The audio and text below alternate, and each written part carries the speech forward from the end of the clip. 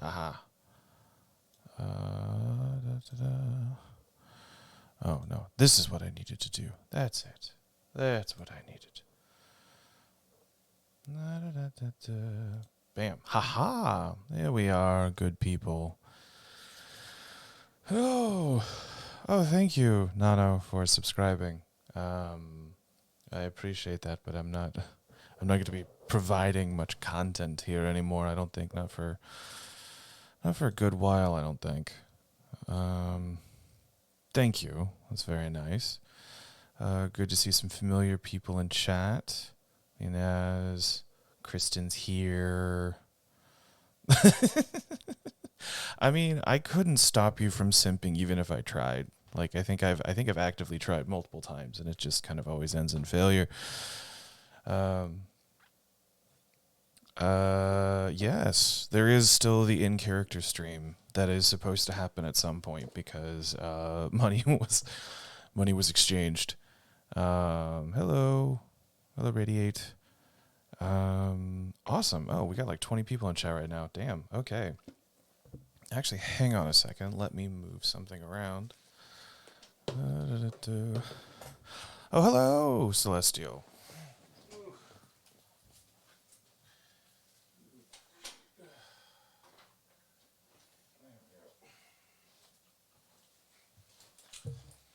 Oh my goodness, get some more light in this room. Actually, I'm not going to have my headphones on for this just because I don't have anything in the background going on. I don't need to hear anything right now. Awesome. Okay. Excited for the stream? Well, Rat Brain, I am glad that you're excited. I guess we'll just get started. You should get me, Chris. Don't get me a ring light. I don't do this nearly enough for the need to have a ring light. We're kind of well past that precipice of needing a ring light. But hello, Peppery Pepsi. That is a. Oh, I love that alliteration, Peppery Pepsi. That is delightful to say. All right, cool. Well, looks like we got a bunch of first timers in chat, so I'll just sort of recap what we're going to be doing here today. So I am James Cheek. I am the English voice for Hua Cheng in the soon potentially to be Crunchyroll dub because Funimation's no longer a thing anymore. English dub of Heaven Official's Blessing, and I read Volume 4. This will be just sort of a off-the-cuff kind of review discussion of what is going to happen, or just review. It's just sort of in no specific order. You guys throw questions at me in chat, and I will answer them to the best of my ability. But yeah, so let's just get into it. So first things first. Just so much shit happened in this book. Because it started because the book 3 ends with Windmaster showing up, and then they get sort of spirited, and then they get teleported away. Yes, we're in the shit now. They get teleported away and they end up in the wrong place. And so book 4 starts off immediately in the wrong place, where they're in the middle of a festival, and it's just this. It's so weird. It's very up till now energy, where there's just been where it's just been like information's just sort of there with no context. Like you're learning things about the world and it's not uninteresting, but it just you don't understand. There's no real clear connection to why the characters are experiencing it. Now, granted, this may be a sort of example of different storytelling traditions, because like Western story, the idea is that like everything that happens to the character should tie into the larger plot in some way, whereas like it seems, or at least with these books, I don't know if this, and also like with the Danmei, or with the Donghua and like the C drama stuff that I have watched thus far, it seems like there's more, even with like earlier anime traditions too, is like there seems to be a lot of just like Yeah, there's a main plot, but we'll get to it eventually. you know, uh, this is the total Yi City kind of arc in the book. Both arcs are yes, no, that's very true. This has a very lot of Yi City energy where it's like, this is important to something, but it does not become clear until the very, very end of what's going on. Um, and like there was some stuff that just sort of happens that doesn't really amount to anything, like the dice game that they play to figure out to figure out if anyone's been possessed by the, oh, what is the name of the ghost, what is the name of the ghost, the something of ruin or something, like the harbinger, the delightful ruiner of things, whatever the hell his name is. Yeah, Truth or Dare. They play Truth or Dare with dice, and it just like, it felt like they were playing like a strip game with dice or something. It was just super weird. No, I can't find another name for it, but it's just, we all know what the ghost is. We all know it's the name. It's like the he who must not be named of it all. Where like, you can't say, you say something polite, to not piss it off so it doesn't hunt you down. But yeah, there was just Reverend of Empty Words. Thank you, Radiate. Reverend of Empty Words. Um, uh, and so like, there's just this whole exchange, and then Windmaster then gets like separated and caught, and then I like my name for it. I was just throwing out stuff. I don't even remember what I called it.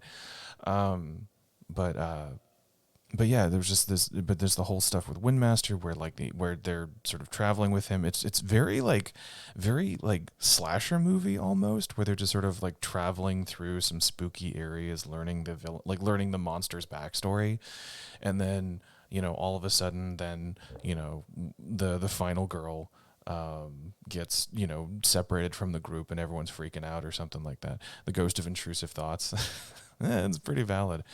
Um, and like, it was just a lot of stuff happening with not a lot of tie-in, and it wasn't something that like, it wasn't something that was new at this point in the book, so I just kind of expected it to fall apart. I expected it to just not matter in the immediate sense. But then, lo and behold, we actually get a conclusion to that arc within this book, where where there's just this slight bit of downtime, and then it immediately escalates to them breaking out of heaven, and then getting caught up in the Watermaster's trial, which I wish they had given a better explanation as to what was going on there, because the way that the book talks about the trial, or the tribulation, heavenly tribulation, is that like, it's a thing that happens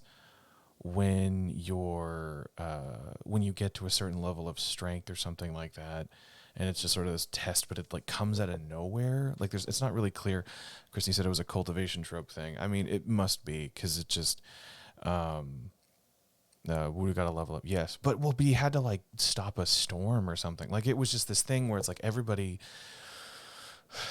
kind of knew like what the rules were supposed to be for this whole thing, but there wasn't an explanation as to like, this is what it is, this is what it does, these are the kinds of things that might happen. It was very kind of a ubiquitous sort of expectation of the reader to sort of just know what this is supposed to be. I see Heavenly Tribulation is the thing that you have to pass to ascend to become a god, but he was already a god, though, was the thing. Like, the way that they talked about it, like, I understood the tribulation as like, as part of like the cultivation path, but the way that they talked about it was that like, at certain levels, like the stronger you got them, like the other tribulations that you would go through as well, like even gods went through with the tribulations. You can't achieve the next level of suffering without suffering first, and the stronger power, the harder, fiercer the suffering. I think the fan translation called it the heavenly calamity, and that confused the hell out of me. I mean, yeah, that would definitely, because oh god, that would be awful. That's just mixing so many different like themes in the book. Um, uh, let's see. In TGCF, you can go through more than one and become a higher level god. That's what I thought. It was enough. It was enough context clues there for me to figure out what was going on. But it was still. I wish I would have liked to have gotten like a breakdown. I think that's like a frustration that I have with this story as a whole, is that there's enough there for me to figure out what's going on, but I don't have like a reference, a point of reference to know if I'm actually like picking up on everything or if I'm missing something.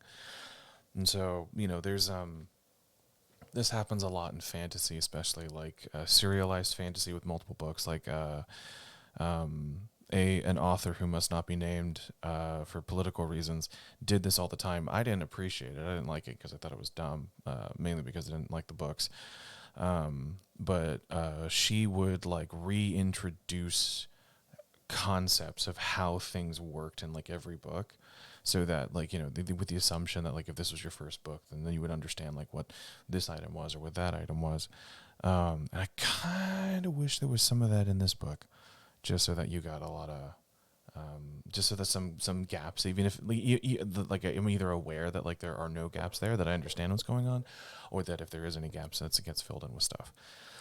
MX6 relies a lot on the audience knowing the tropes and filling the gaps. Yes, very much so. That seems to be her style, which also to me kind of shows this like writing, because it's chapter based publishing. If I remember correctly, it's web novels, so it's serialized publishing chapter by chapter, and so there's a lot. So with that direct kind of weekly or however or scheduled like release of a book or something, like getting immediate feedback as it's being progressed, I would imagine that would be either a thing that would naturally come out of that, or just sort of a necessity of just sort of of just expecting the people who read your book kind of like know the general things of what's going on, and then she just sits down and writes more specific things. But yeah, so then, but then then they caught up in the tribulation, and then or the trial, and then then it just. And then it just keeps getting weirder with them going to Blackwater's domain, and then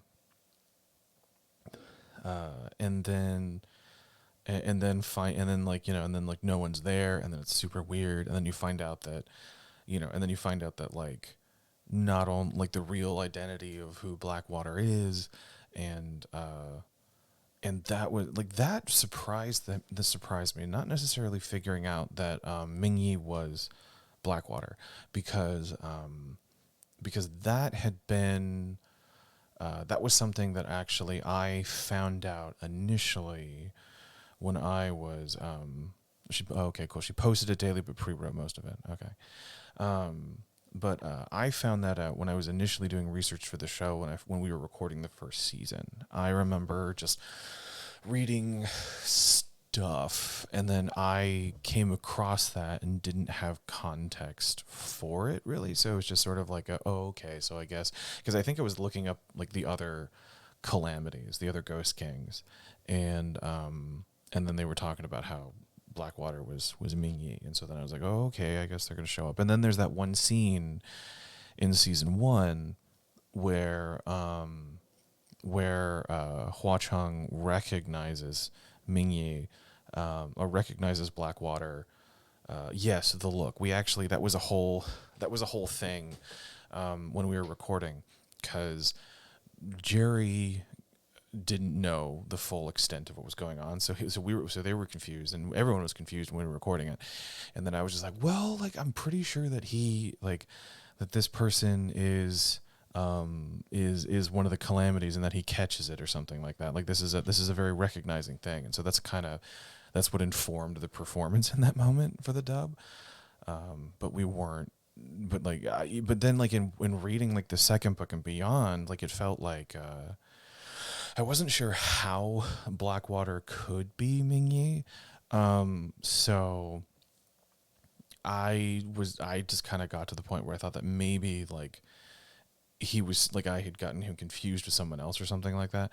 But what I did not expect in a million years was for Mingyi for Blackwater to be Heyon, oh god, the Reverend of Empty Words, that like all three of those people were Heishuan, thank you, Heishuan, like for him to be all three of those people, and have this like super personal vendetta against Windmaster, which like it played out in a weird way too, because it was like, because they figured out what was going on, but then he still seems to be like in this in between of like, I'm playing, like I'm laying all my cards on the table, but I'm also still pretending to be your friend.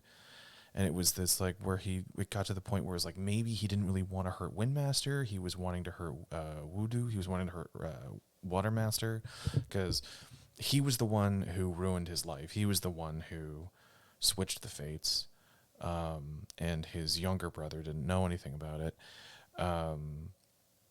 But then he's just so unbelievably cruel to him, and like, and is about to kill him anyway. And it was one of those things too where like I've seen so much like yeah, he go yeet, very true.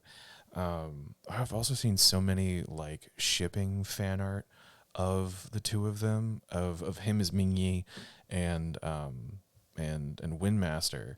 And after reading this book, I was like, why the fuck do you people do that? Like, that's awful. That is so, Belief is awful. No, it's so bad. Like, it's just, no, Beef Leaf, no, it's so bad. Like, it's not even hurting. It's like, there's no, it's just one person wants to murder the other person, and they're just portraying them. They're just pretending. We love that they hate each other.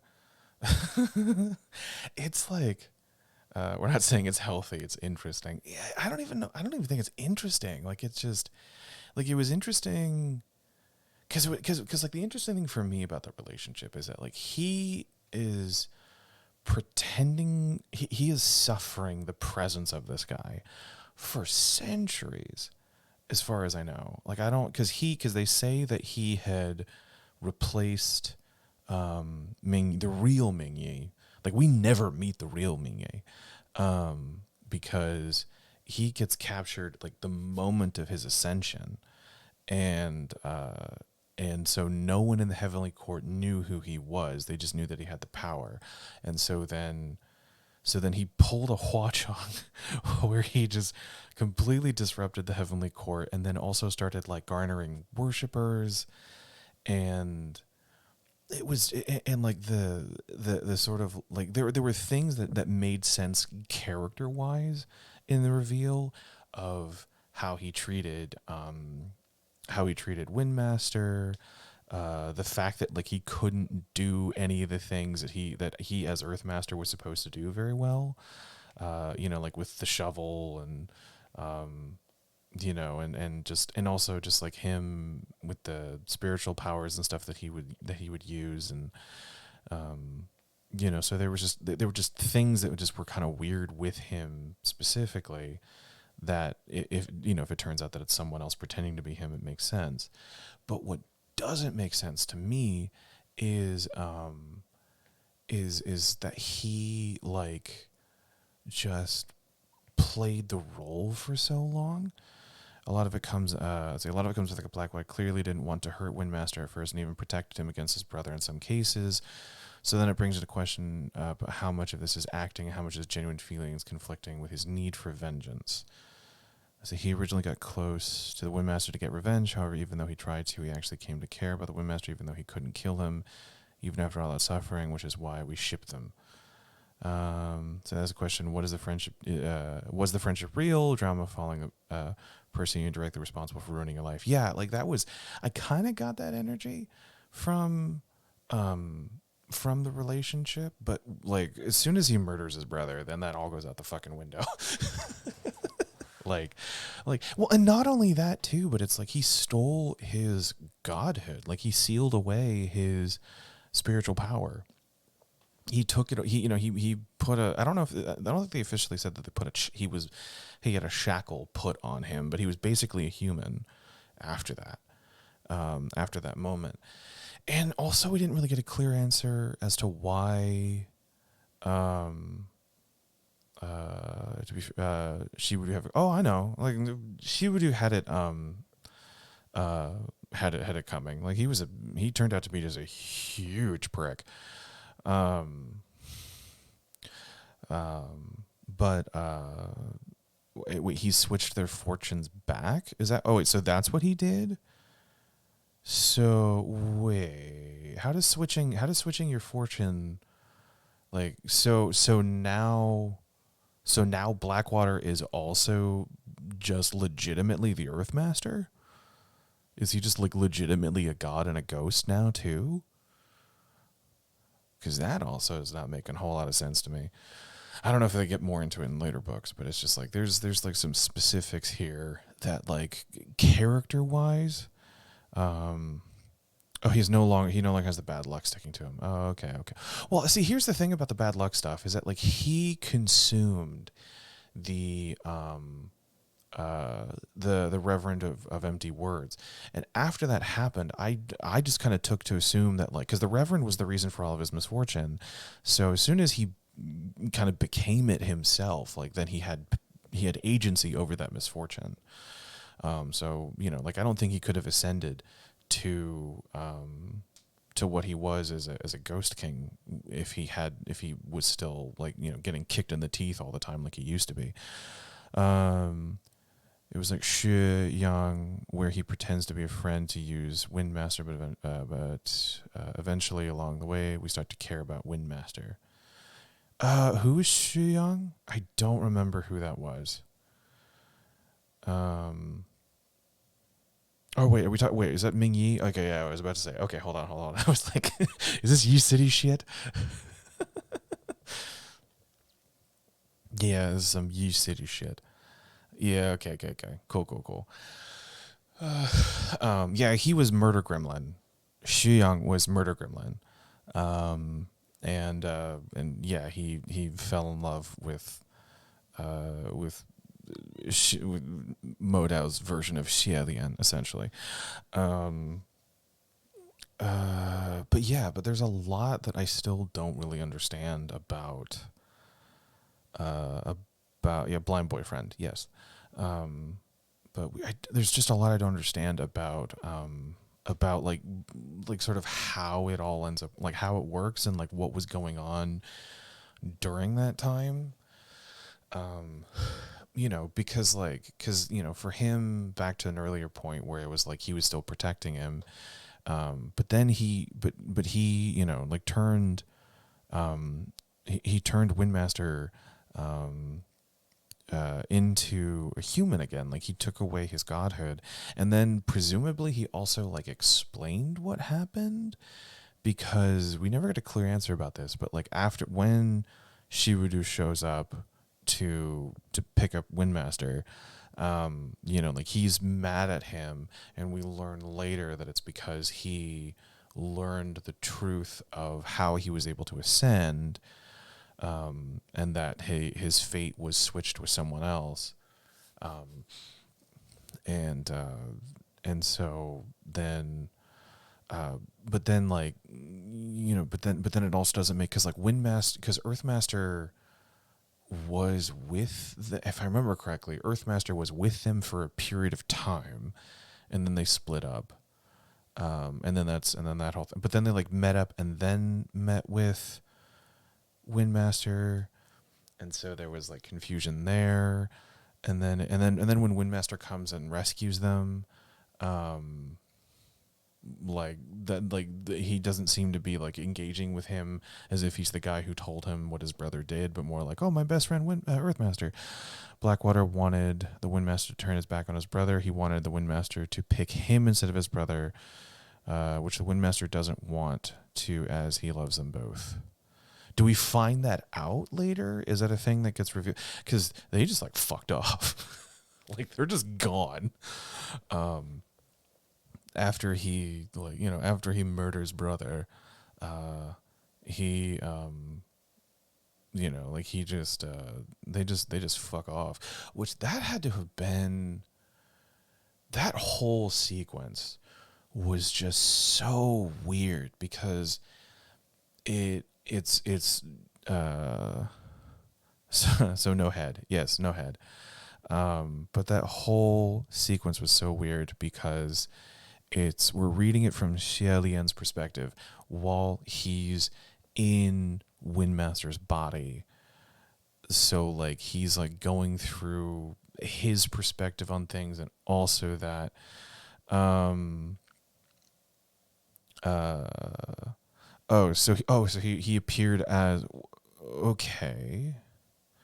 So then, because they say that the only reason why he would have, because he was, because Xielian had locked him, had protected him. He set the barrier with his items when he possessed his body, and he said that the only way that the barrier would have been broken is if he broke it himself, if Windmaster broke it himself, and that the evidence pointed to him doing that if someone had asked him to.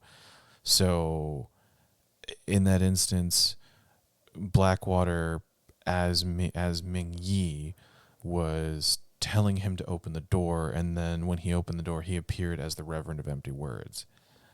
Is that what happened? Because it makes sense. It's just convoluted.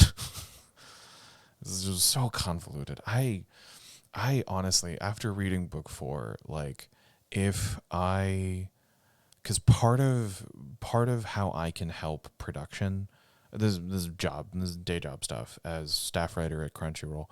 Part of how I can help production and make everybody's jobs easier is because I'm going to be writing it and I've done research on it. If I know something, so yes, H1 knew Windmaster's array password because he knew how close they were. Yeah, that's true.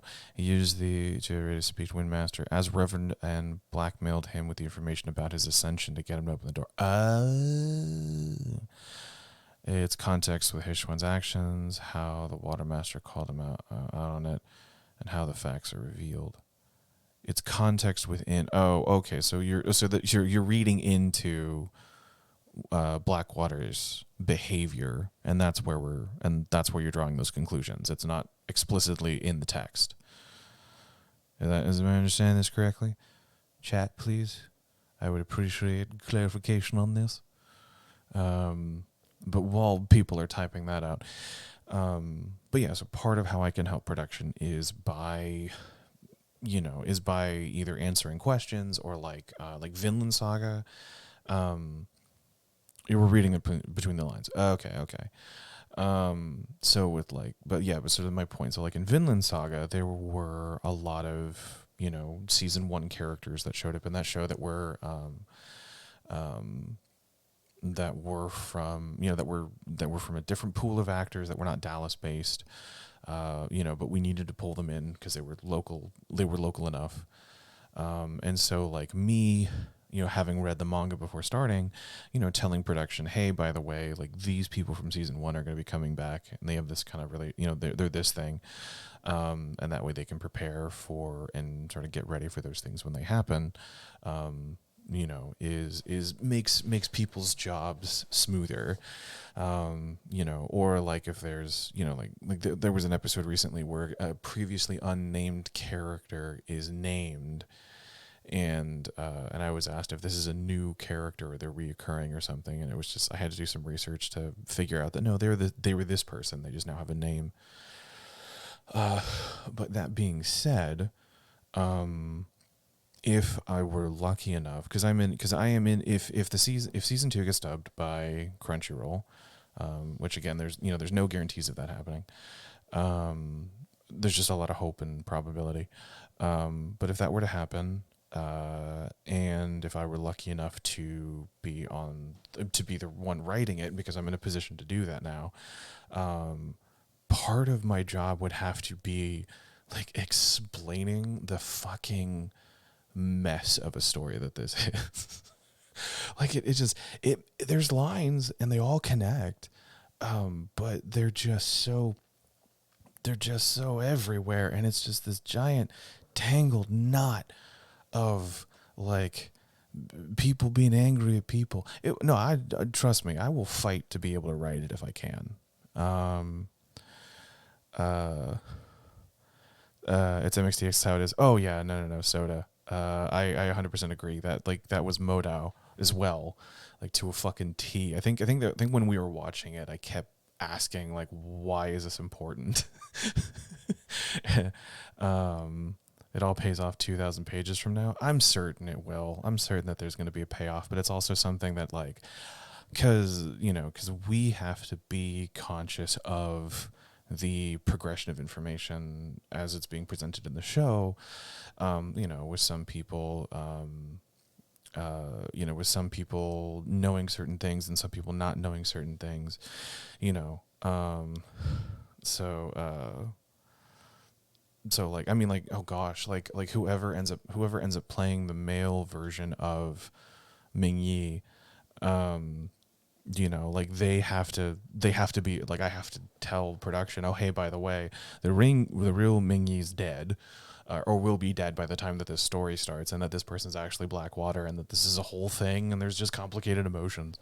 But I was thinking of like trying to create like a map, just like a character map of like this guy's this guy, and these are how they're connected. Who knows? Who knows what sound that character will make? But yeah, so it's gonna be a whole mess of shit. I will ask this, no spoilers, but do they come back? Because we're already halfway through the book, or we're halfway through the story, it seems. And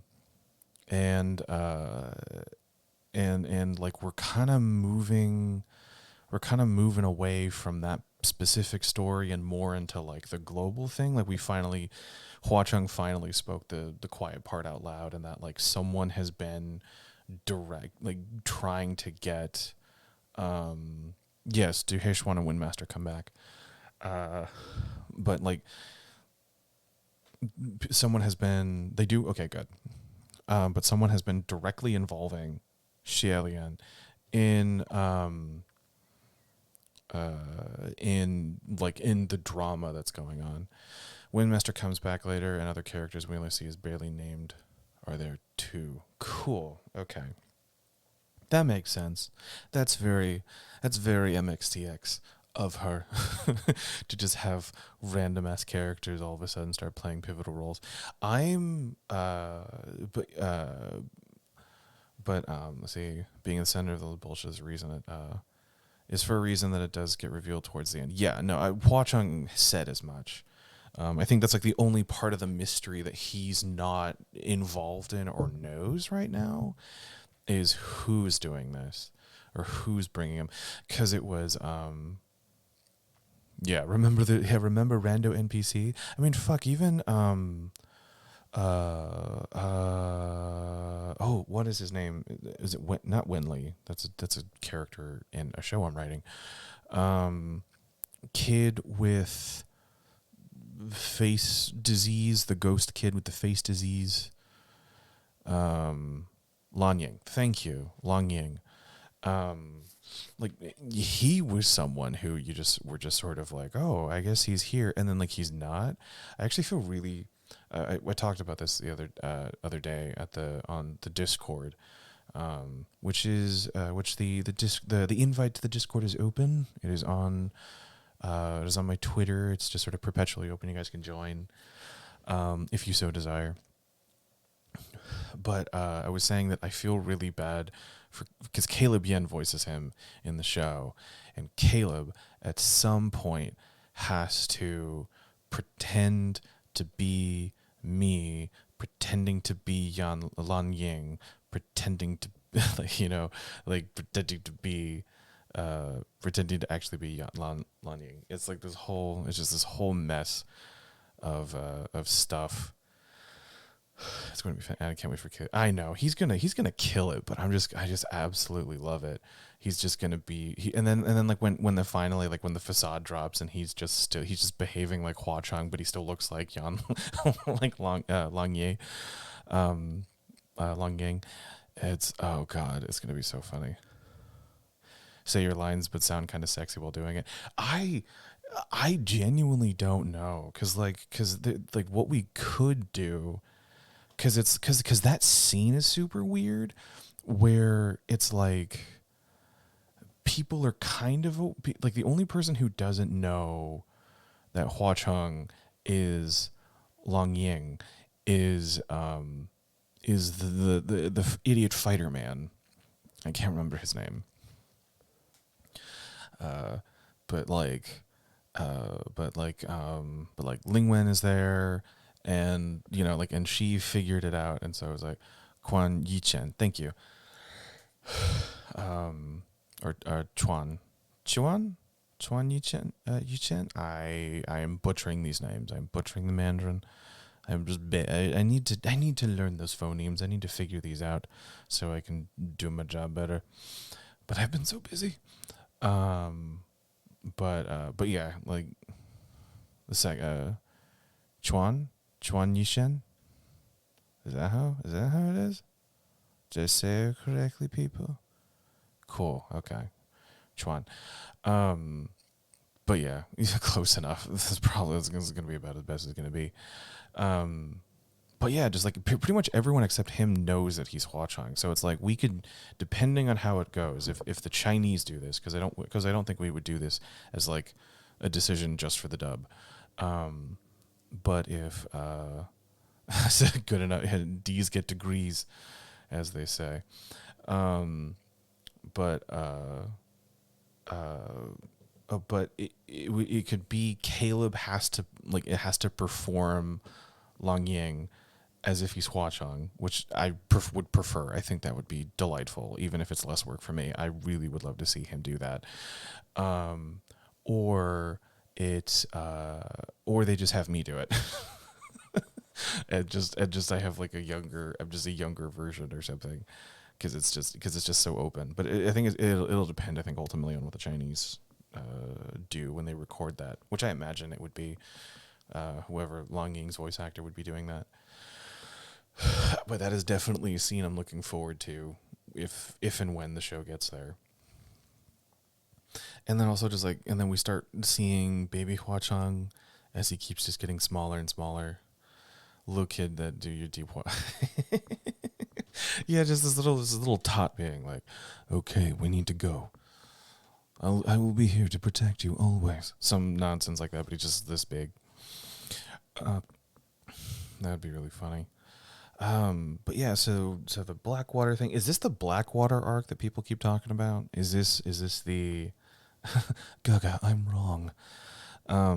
Okay, so this is the Blackwater arc. Okay, yeah, because it just there's so much stuff that like you can read into, but there's not a lot of hard information, which it's like it doesn't come across as like, it comes across as frustrating, but not unintentional because of the focal character, because this is Shelian who's experiencing all of this, and he's just kind of caught in the middle of this just this massive conflux of like corruption finally being revealed. Um, and so like, for him not to have all of the answers makes sense, but it's hard to tell. It's hard to tell if MXTX has dropped the ball in any real way, or if like there are answers, we're just not going to get them because Shielian wouldn't know them or wouldn't be in the position of doing it. Reminds me of Fushigi Yugi, where a baby got his late father's spirit for a moment, but then got his deep grown-ass voice, which is meant to be an emotional scene. Oh God, Fushigi Yugi. Oh, that is a blast from the past. I just I think I just think it went for far too long. No, I wouldn't necessarily think that it went too long. I think it meandered a bit too much. Because there was a lot of stuff that felt like it would happen, but it wasn't necessary for it to happen. Like them confronting Shibudu in the middle of his trial. Like that felt like it would happen, but then spending, like 10 pages trying to protect fishermen didn't seem that necessary. Them crash landing on Blackwater's island makes sense, and exploring the island makes sense. But having the very bizarre coffin scene, we finally got to the coffin scene. But like that whole sequence with the coffin scene, while it was funny, it didn't really doesn't progress anything. It's just sort of happening at that time, and it's like, okay, it makes sense that they would attempt to try and leave, but like ultimately it doesn't do anything. It's just sort of lateral narrative movement where it's just stuff's happening but we're not moving forward. And so it was just kind of like, oh, okay, it's like a beach episode in a show, in an anime. To be fair, let's see, hang on. To be fair, this is not the actual final edit. She asked if they wanted to wait, and they said no. Yeah, I mean, that's true, but like the final edit has like more words, not less. It's not streamlined. I heard a rumor that the audio drama got the final edit, but it was also now in weird production hell. It seems to be. That's what I've heard as well. That's what it seems to have been. Yeah, the audio drama is supposed to have the final version, and like I think people are also excited to see maybe the Donghua also has the final edit version, pulls from that version instead of the one that was printed, but who knows. Let's see. I think Shaylene's sexual awakening. True. Well, okay. Oh, this is another thing that happened. That was super weird. They fuck in this book, right? Like they fuck when when Mount Tonglu opens up. They don't really, but like, I thought that was an implication of them having sex. Was this like this hardcore makeout session that cuts to black, and then he's aggressively, because his cultivation's still intact. Okay, that's another thing that I'm curious about, because like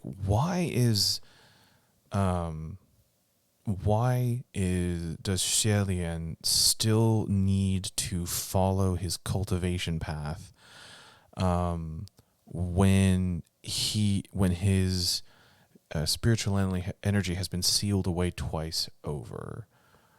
Like he can't access. He's basically a human as far as I know. I mean, yeah, he ascended this time for fucking weird things. Eamon got a hand job.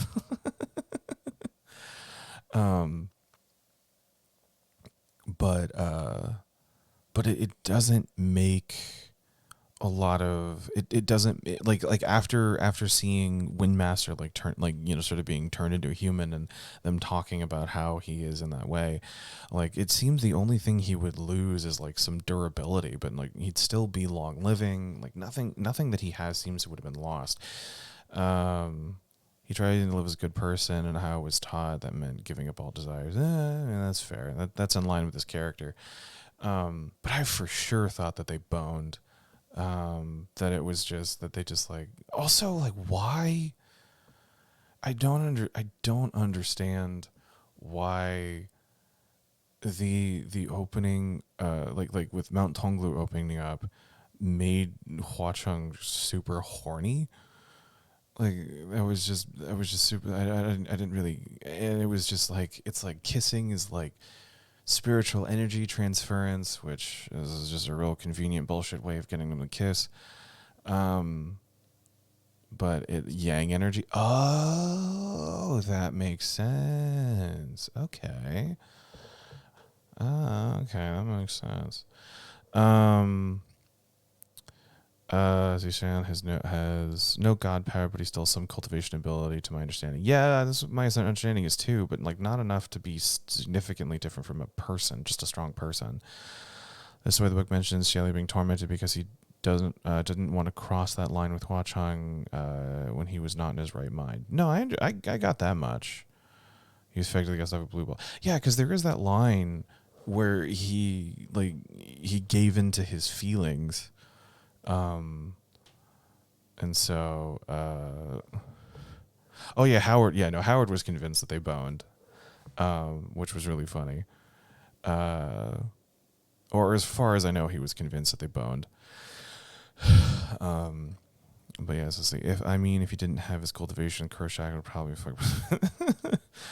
Super strong. He can use spiritual weapon through his Okay, so he can still use spiritual weapons and stuff because of his cultivation. Well, it's just like I guess there aren't any hard rules established as to like what the shackles do to him, other than not allow him to maintain spiritual energy. Like he can get it from people, but as soon as he, oh, there will be. Okay, well that'll be nice. Wait for so we don't understand the shackles until the last book. That's a fucking tease. Um, but okay, I guess. So I guess his so yeah, ascended again. So he really has spiritual energy, but he can't access it through the curse shackles. Correct. He said he was like, "Oh, they fucked for sure." Oh, oh, he said it in an interview. What interview was that? I don't remember. I don't remember that at all. Um, but yeah, no, there's a lot of like there's a lot of because see the reason why I thought that they boned was because it was just so it was so like 1950s, like the romantic leads sitting down at a fire, and then like the camera just slowly pans up, you know, or like oh god, there's a Hitchcock movie. Um, I can't remember the name of it, but they couldn't show sex because of the Hays Code. So what he did was he shot this. Was it the one with Kichter? Maybe I don't think. I think it's the only one that he's done with for Heaven Officials. I don't remember it. Um, but but it was this one Hitchcock movie where they couldn't do sex with the. Yeah, he responded in that way, because I said that I wanted them to have sex, and he just like he's like, didn't they? And there was a little discussion there. But back to my point, because my brain is focused on this. Hitchcock movie couldn't show sex because of Hays Code, so he just shot like a really like charged scene, and then he cut to a train going into a mountain. um, and and that was supposed to be metaphor, like symbolic of those people having sex, and so like I just kind of that had so much that kind of energy to it, where it's just like we can't show them having sex, but we're just gonna slowly pan up to the stars, and you can imagine what they're doing. That's the kind of yeah, it's very much. Um, the special episodes and epilogue super implied. No, this is true. There's no sex at all. A tiny implication that happened in epilogues, but that's about it. Oh, that's disappointing. That's like the one thing I wanted for Hua Cheng, is that he gets laid. However, so it did. However, China at the time was starting to crack down on writers who wrote immoral things. Yeah, that's what I figured. I think he says he no longer has his cultivator, and very messy calligraphy. Very messy calligraphy.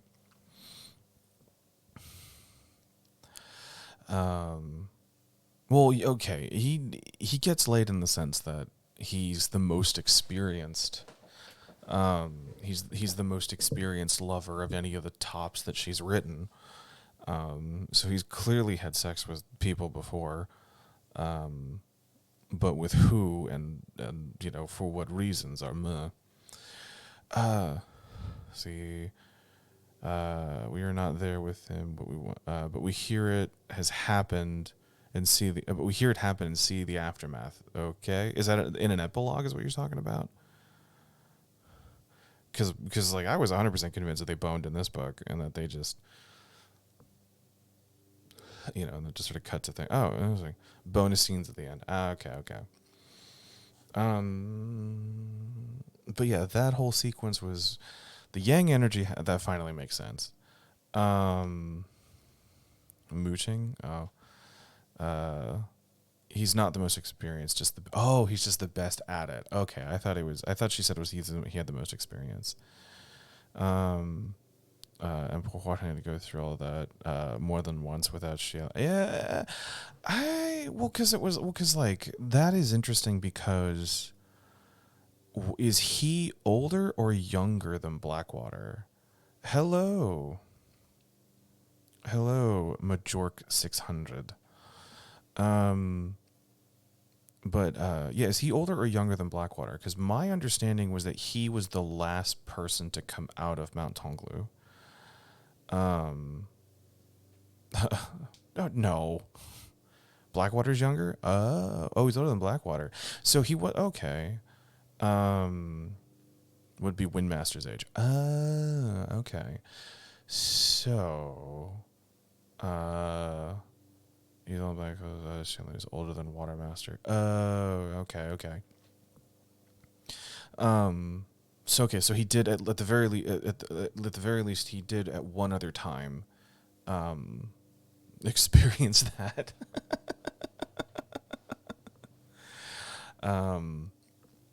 Hua Cheng is a ghost for a lot longer because before becoming supreme than ghost a lot longer before becoming supreme than Blackwater. So wait, so did Blackwater become a supreme before he did? And then he's the newest supreme, even though he's older. Because that was another thing that this book put forward was that like that they put Blackwater and Hua Cheng on the same playing field. Just got out of recording to see we're in Blackwater talk. Yeah, we're talking about the Blackwater stuff. Recording. What were you recording?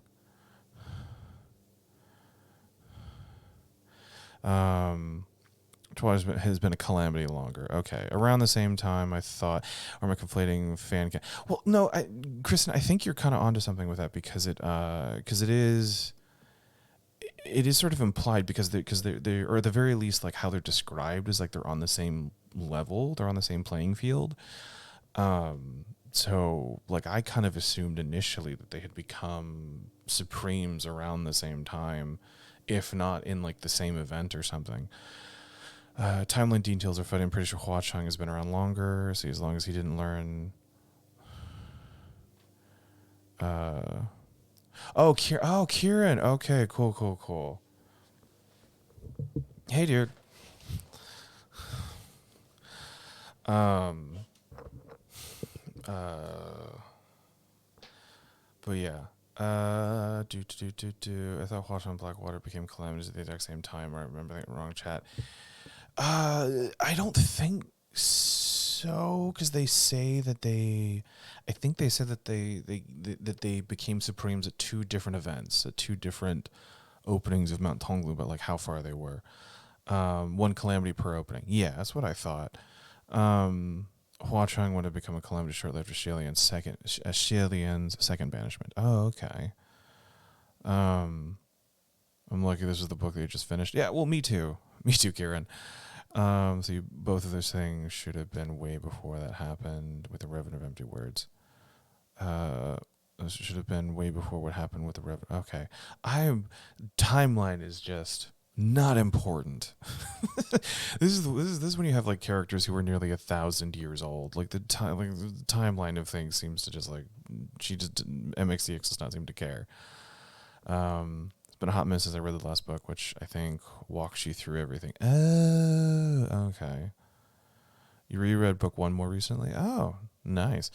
Yeah.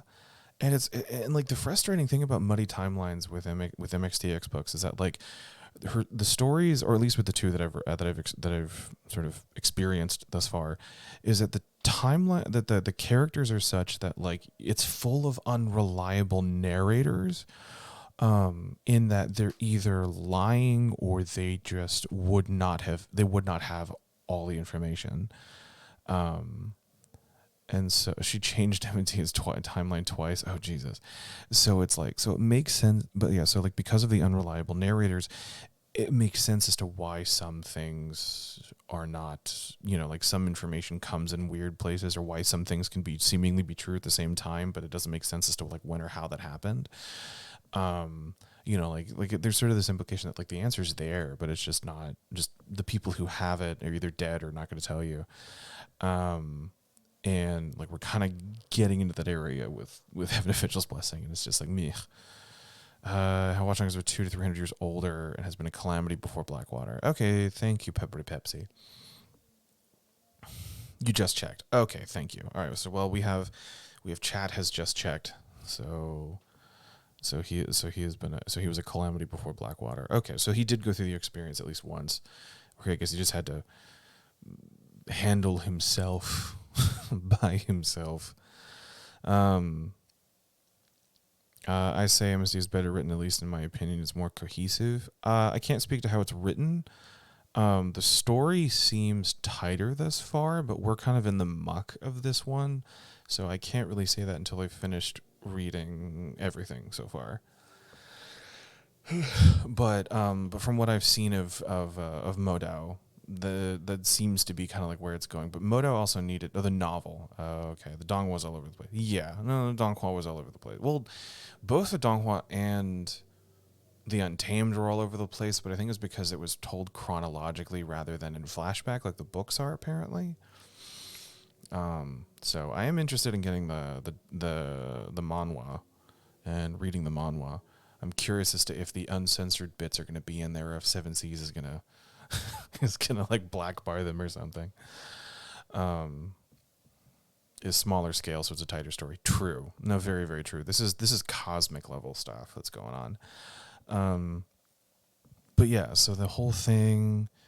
So the Blackwater stuff all comes to a head, and then we get the fucking immortal brocade shit, just at the tacked on at the very end.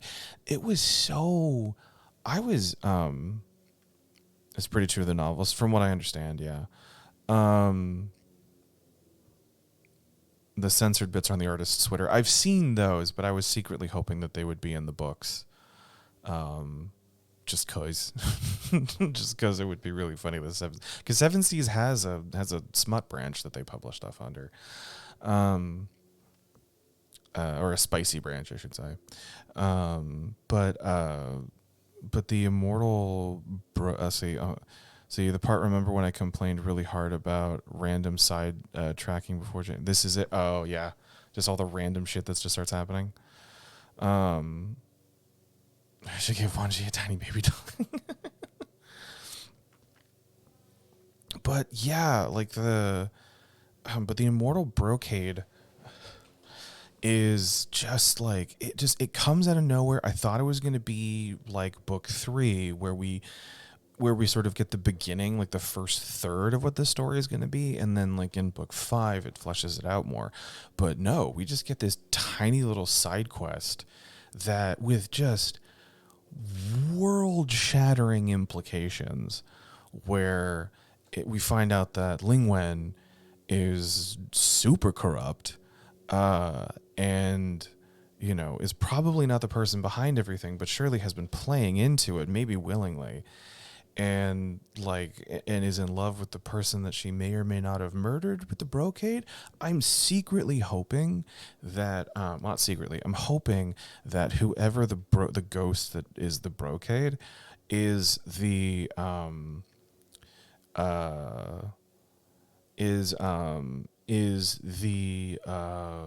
guy who led the rebellion against Xianla. Who had the king's aura when they fought in book 2. Yeah, well, I'm surprised Ling Wen is corrupt because not in the sense that she was incorruptible, but that she had this sort of thing where it was like she's just in the she's corrupt because the system's corrupt, not necessarily because she's actively doing corrupt things. You want Ling Wen to secretly be 4D chessing everything? I mean, she probably will. I wouldn't be surprised if she was a part of some of the 4D chess bullshit that's happening in this story. I mean, she was certainly that was another thing too. Is that Ling Wen is in charge of how the gods communicate too. That's another thing. Is that Ling Wen is the nexus for everybody. And it makes sense as to why she'd be she pulled a Nihuai song. Very true. If she pulled a Nihuai song,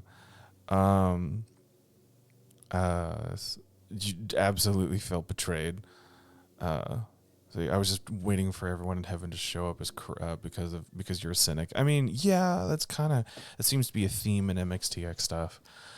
Um, but yeah, but like I wouldn't have been surprised if she had like blackmail, like or if she was aware of all the corruption and was just kind of like letting it happen or something. But the fact that like no, the fact that like she did some shit, uh, was a shock to me. Let's say because she holds such an important info in her position that she wanted to be that she'd have a lot of people in the palm of her hands. Yeah, that's kind of the corruption I expected from her, not the fact that she killed somebody. Um, Position yourself to be an indispensable thing when your nose is up. Very true. See, I do love that her mean streak is hinted at when she presented that award to Xiaolin at the beginning. True, like she is just like that. That kind of that was played off as just sort of like a joke. But nah, she's kind of a dick. She's just kind of a straight up dick. But yeah, I'm really hoping that the brocade is the guy with the king's aura from book 2,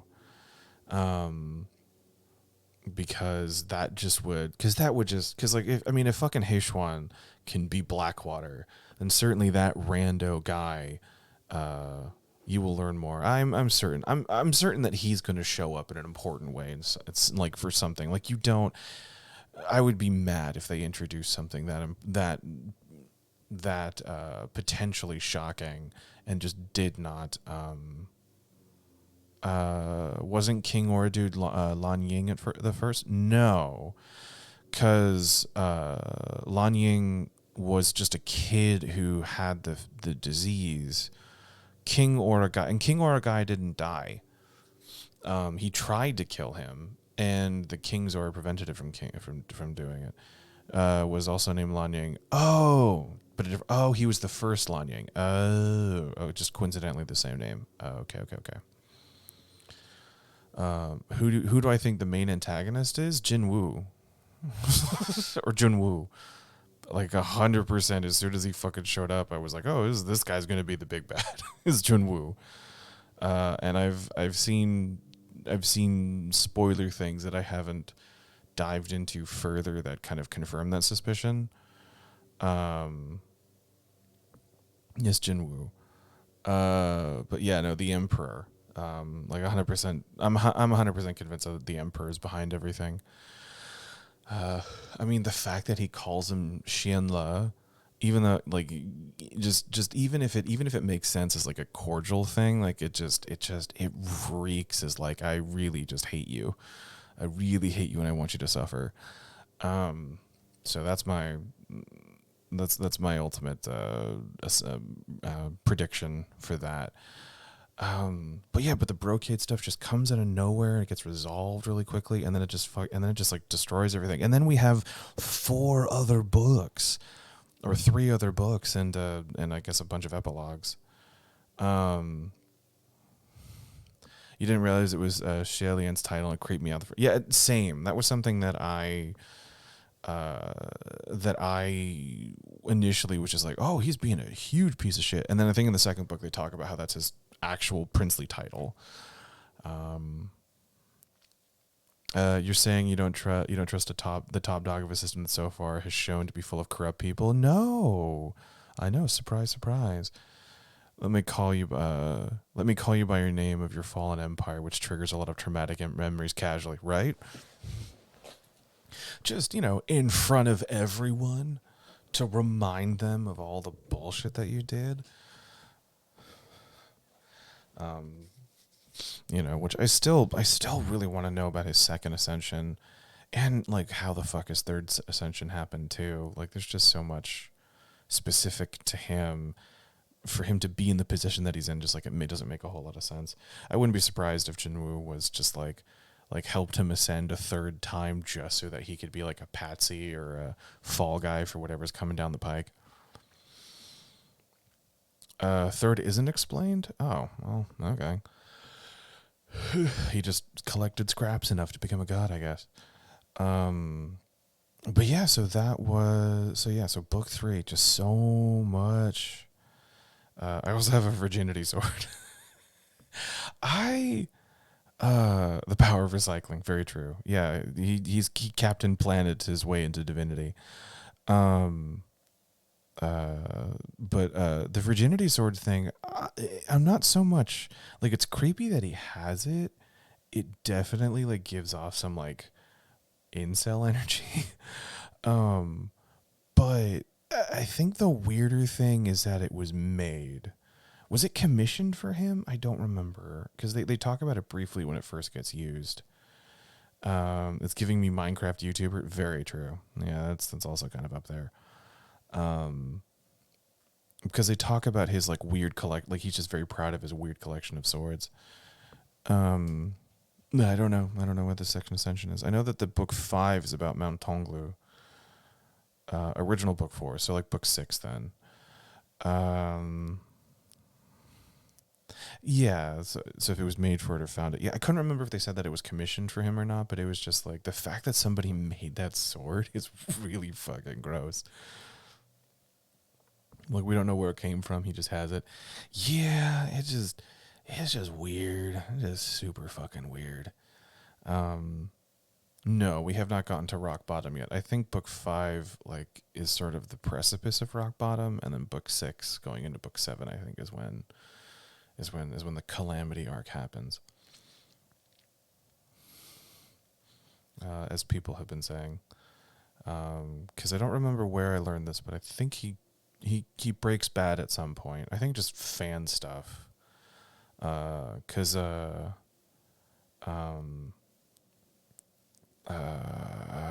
God, because Hua Cheng also has a third. No, that's right. I learned that when I was researching. Because Hua Cheng takes on a third persona of the mask of just someone wearing a mask, and he was still hanging out with Xielian, even though he's just Breaking Bad. Wu Ming, thank you, Wu Ming. Yeah.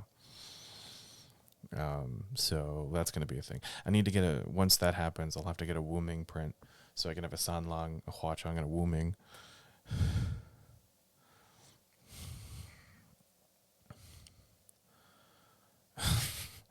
Oh yeah, no, swearing will not be in the show. I can tell you that much. Um, any particular moment I'm looking forward to getting animated? Yeah, I talked about it earlier. I think before you showed up, Kieran. But when Lan Ying is when it's revealed that Hua Cheng is pretending to be Lan Ying, and then he then like has a whole scene where he's just behaving as Lan Ying, or he's behaving as Hua Cheng but still in Lan Ying form, because Caleb Yen will then have to mimic my performance when that happens, and I think that's just really funny. You cosplayed Wu Ming? Nice. No, Howard's gonna do a good job, but like swearing is not gonna happen in the show. So like how swearing works in anime, or at least at Crunchyroll, is uh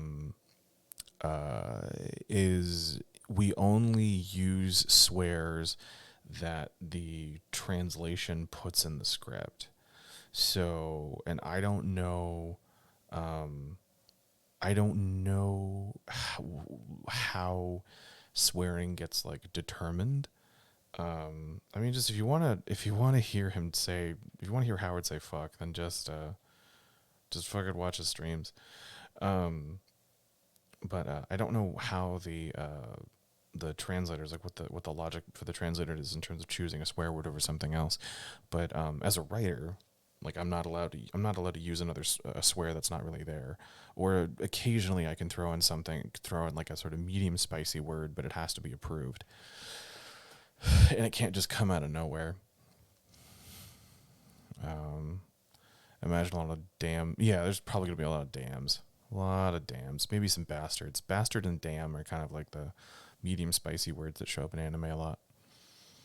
Qirong and Fengshin without swears feels very wrong. I mean, yeah, they didn't swear in season one, or Fengshin didn't swear in season one, because it wasn't in the script. So I don't know. It'll be a thing. Uh, just swearing in the yeah. Oh yeah. No. There's a lot of swearing in the text. There's a lot of swearing in the text, like to the point where I was confused by all the swearing. Um, is it really? Yeah, I don't know. I'll, like if I'm lucky enough to be able to work on it in that capacity, I'll have to come up with something clever for him, like some clever insults for him, sort of like the Orbit gum commercial of you dirty lint liquor, that kind of stuff. The second or third most in the book, I believe, and most of it is one single scene. Oh wow, damn, that'll be interesting. Yeah, lint liquor. Oh, if you haven't seen that like mid 2000s Orbit commercial, so funny. I think they got in trouble for that one commercial because it felt like, because it was a really great idea and it felt like a beginning of a line of stuff, and then they just never went back to doing that kind of joke. Xiaolian swearing more than Hua Cheng was facts. Like, Hua Cheng doesn't swear at all. He's dirty mouth. Clean it up with Orbit. Yes. He doesn't really need to swear a lot. Yeah, no, I think someone actually brought up like that, like someone calculated how many swears it was, and like Hua Cheng had like two f bombs or something. Yeah, Hua Cheng is too busy dancing around people with his words. He doesn't need to swear. Um, Sarcastically polite, yes.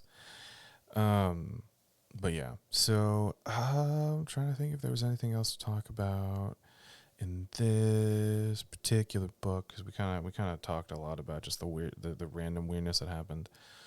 Well, let's see. There was the Xialian giving mouth to mouth was weird. Not in the sense that like it was just an excuse for them to kiss, but it was like, because Hua Cheng tells him to never do that to any, like he would kill anybody if he did that to them, if he did what he did to him to anybody else. And I don't know if it was like he just like punched the hell out of him because of CPR, um, or or if um, or if he was just like shut like blowing air down the wrong pipe, or if he was just like don't kiss anyone else. Um, Hua Cheng and Xiaolian are that couple where you think the bigger one is the who's sarcastic. The one who's sarcastic and is the one to worry about, but it's the polite, shorter one that'll murder you and your family. True. Well, they'll both murder your family. Just one of them won't. One of them just will do it easier than the other one. Just thinking. Hold on. See, Kieran, you asked. Swearing, has the Vinland Saga script been cursing heavy? No, not really. Which is weird considering some of the dubs. Like in the first season, there was like f bombs, I think, in the first season, but no, there hasn't been a whole lot. A lot of bastards. See, either Shalian did it very wrong, or would have actually killed someone, or he seems to do that to. So he seems to do anyone else, or Hua Cheng would kill that person. Like I couldn't understand if that's what he was getting at. If like Hua Cheng was like, if you do that to someone else, I'll kill them, or if it was like, hey, like don't do that. Don't try to do that to anyone else because you will kill them. Like I couldn't figure out what was going on there. They don't kiss, they borrow spiritual energy or do CPR. True. Oh God, like the speaking of swapping spiritual energy, when when Xialian like stole spirit energy from Hua Cheng to stay in Windmaster's body, that was weird. I'm just rolling around, making out on top of each other. That was a choice. That was very weird. He was only doing breaths, no chest pumps, which literally does not work in CPR. Breathing doesn't. You're saying breathing doesn't work in CPR, or breathing without chest compressions? Because I want to understand that you were told to do both. There are implications that he doesn't want Shalian to kiss the people, but Shalian is also doing CPR. Very, very wrong. Okay, that's kind of what I thought. It's so interesting with seinen manga. You always think the language can get a little bit more intense, but fantasy do love their bastards. Well, it's not so much fantasy does love their bastards as it's just like it's kind of like a medium spicy swear that you can throw in. But part Vinland Saga. So Vinland Saga is interesting too because it's a period piece, and so like it's in an attempt to avoid anachronistic language, stuff that's more contemporary, like swears. I purposefully don't try to use as many swears or anachronistic things to kind of make it feel like not modern day, even though they do get in there every now and again. But there's like a couple of phrases that I specifically try to remove from that script, like "what the hell" or "the hell." I think only one so far has made it into the show, and I hate it because it works in the scene, and you don't really notice it because it's just like it works for the character. Chris Sabat just delivers it beautifully. Like it's just it makes sense, but I hate that it's there because it's just because Vikings would never say "what the hell." CPR, you need to do chest compressions to get the heart pumping. Breaths are optional. Oh, okay. Is Vinland Saga on Crunchy? I've never heard of it. I need something to watch. Yes, Vinland Saga. Vinland Saga is a sort of deconstruction seinen manga, now anime, about Vikings, about sad Vikings. And so the story is kind of like, what if you took sort of like a Guts, well, like the accuracy to history is all over the place because I in in trying to be as accurate historically as possible. There's a bunch of moments where I'm just like, I don't know when the fuck is any of this happening, because I know this is happening, but like, because Canute I think is like way too young to be historically accurate. Because I think historically he had because he marries Ethelred's wife, and so he's like he has to be in his like 20s or something, I think, and like that does not happen in the show at all. Also, Harold I think is not, like, there's a lot of stuff that's not historically accurate, but the story is about like a sort of a Guts like character, where just sort of a murder hobo, like a seinen murder hobo character, at one point realized that being a murder hobo is wrong, and just sort of the process of no longer becoming a murder hobo. So meditation on like violence and faith as well, interestingly enough. And can you make an interesting seinen story while not having a murder hobo at the center of it all?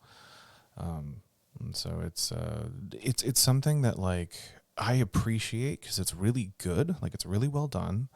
The animation's gorgeous and the story's really solid, but it doesn't grab me in the way that it has grabbed a lot of people, and so I have a hard time kind of figuring out what it is. Murder hobo to not happy life, pretty much. But like I still haven't quite figured out like what it is that like people have gotten so excited about, because it's nothing.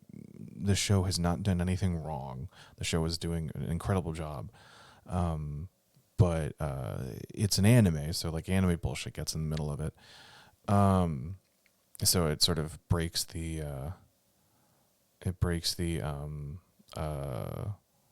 immersion of the story. And Nana, I just realized that I just realized your joke, and that was really that took me way too long to figure out. Yes, you are sad Viking. Nana was sad Viking. Sad Vikings in chat. Oh no. Oh, okay. Never mind.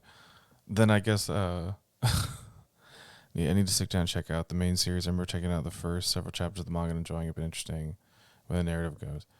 You know, the vibe with the story, even if he's got good technicals level. Yeah, it's not so much that I don't vibe with it as just I don't vibe with it in the same way that everyone else is vibing with it, and I'm curious as to what I'm not keying into.